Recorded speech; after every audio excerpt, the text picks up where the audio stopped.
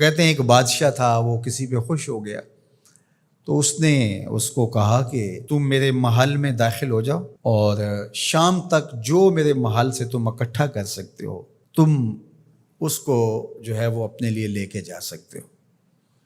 تو وہ جب محل میں داخل ہوا اس نے دیکھا کہ انواع و اقسام کے کھانے ہیں، طرح طرح کی چیزیں ہیں اور عالی نصب بستر لگے ہوئے ہیں، گو تکیے لگے ہوئے ہیں اور ہر طرح کی انسانی طبع کو لبھانے والی چیزیں موجود ہیں، نفس کے تلذذ کے لیے سارے سامان موجود ہیں۔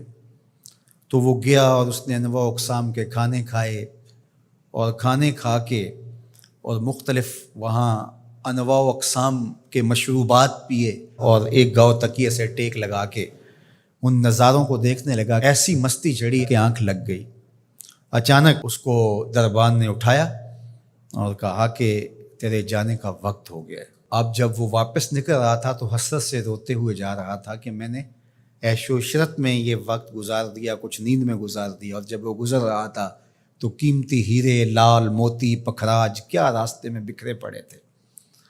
اور ایک دوسرے شخص کو داخل کیا تو اس نے ان لذت انگیز چیزوں کی طرف توجہ نہیں کیا، سب سے قیمتی چیزیں وہاں سے اٹھائیں اور جھولی بھری اور اپنے وقت مقررہ پر وہ واپس ہوا۔ تو اس دنیا کے محل میں ہم داخل ہوئے ہیں، ایک دروازے سے دوسرے دروازے سے نکلنا ہے۔ یہاں تلذذ کے سامان بھی ہے اور یہاں قیمتی چیزیں بھی ہے جو یہاں سے لے جا کے ہمارے لیے قیمتی ہوں گی، اور اس نے سمجھا کہ بس ایک دن میں یہاں جو کھانا ہے کھا لو، زہرۃ الحیات دنیا سے کہتے ہیں۔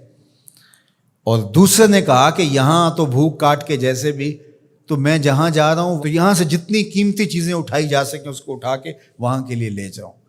اب اس دنیا کے محلے میں اترے ہیں، یہاں سے عیش و عشرت کر کے جب اچانک موت کا فرشتہ کہے گا تیرا وقت ختم ہو گیا، آ جا، اور پھر خالی ہاتھ ہوگا، پاس کچھ بھی نہیں ہوگا، دامن بھی خالی ہوگا۔ اتنا کچھ تھا، ایک سبحان اللہ کا ہی اتنا وزن تھا کہ میزان بھر جاتا ہے، الحمدللہ کا ہی اتنا وزن ہے کہ زمین و آسمان کے درمیان جو جگہیں ہیں اس کی جزا سے بھر جائیں۔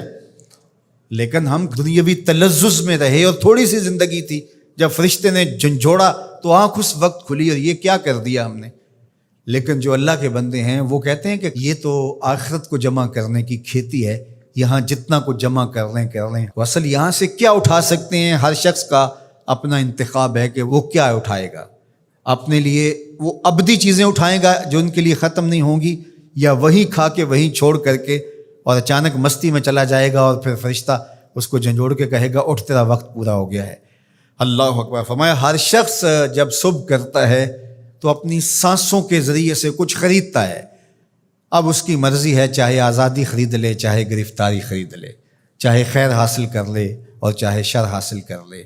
وہ آخرت کا کیا سودا خریدتا ہے یا دنیا کا سودا خریدتا ہے، اس کے بعد جب آنکھ کھلتی ہے تو پھر سمجھ آتی ہے کہ میں کیا خرید سکا۔